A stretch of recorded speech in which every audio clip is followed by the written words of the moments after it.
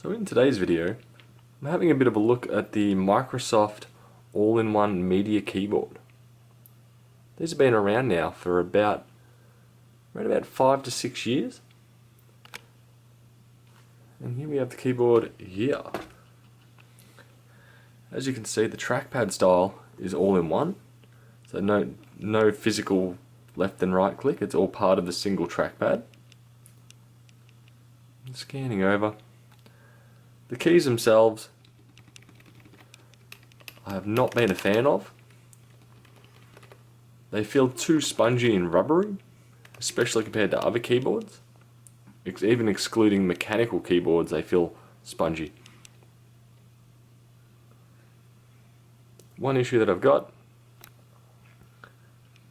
the function button is by default. If you have a look up the top here at the actual function keys, the most common one I tend to use is Alt F4, which on this keyboard is sleep. So I've been accidentally turning off my computer quite a lot.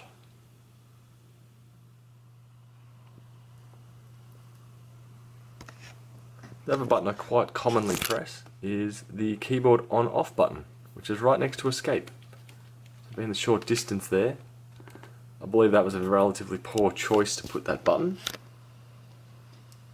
The other thing that I really hate about this is the imprecision of the trackpad. So what I mean there is, let's say I'm scrolling over to select, let's say this volume, so I would slide bottom right corner, tap, and as I'm sliding down it just constantly feels extremely imprecise. So it's always missing what I'm wanting to click on.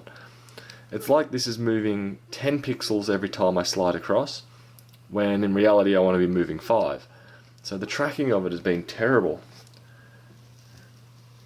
One other little thing with it, a little nano receiver, extremely small, but there's nowhere really to put it. So compared to other brands, which I'll just show you, under here, oh no, I tell a lie, we do actually have a little holder. Excellent, I never noticed that. I'll take that one back.